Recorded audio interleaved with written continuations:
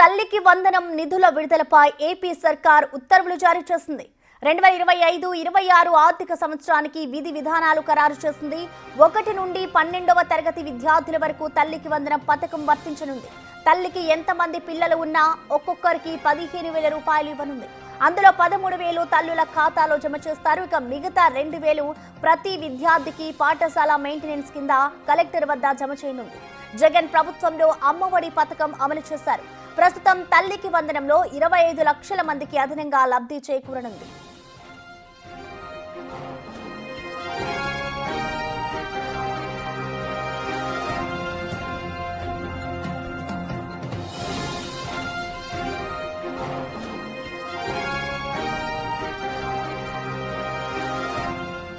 ఇక తల్లికి వందనం నిధుల విడుదలపై అయితే ఏపీ సర్కార్ ఉత్తర్వులు జారీ చేస్తుంది. దీనికి సంబంధించిన పూర్తి డీటెయిల్స్ ని మా ప్రతినిధి శివ అందిస్తారు. శివ, చెప్పండి, ఇవాల్టి నుంచి కూడా తల్లికి వందనం నిధులు అయితే ఇటు తల్లుల ఖాతాల్లో పడనున్నాయి.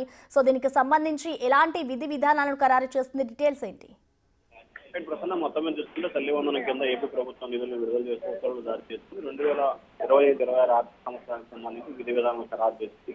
1 నుండి 12 విద్యార్థుల వరకు ఈ పథకం వర్తిస్తుంది. తల్లికి ఎంతమంది పిల్లలున్నా ఒక్కొక్కరికి 15,000 రూపాయల ఆర్థిక సాయం అందజేస్తారు. 13,000 తల్లుల ఖాతాలో జమ చేయబోతుంది ప్రభుత్వం.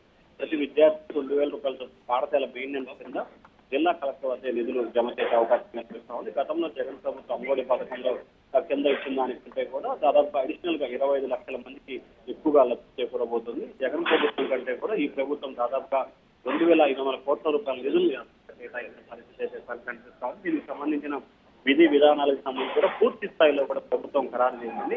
ఈ రోజు నుంచి ఈ పథకం రాష్ట్ర వ్యాప్తంగా కూడా అమలు కాబోతుంది. Right, thank you Shiva.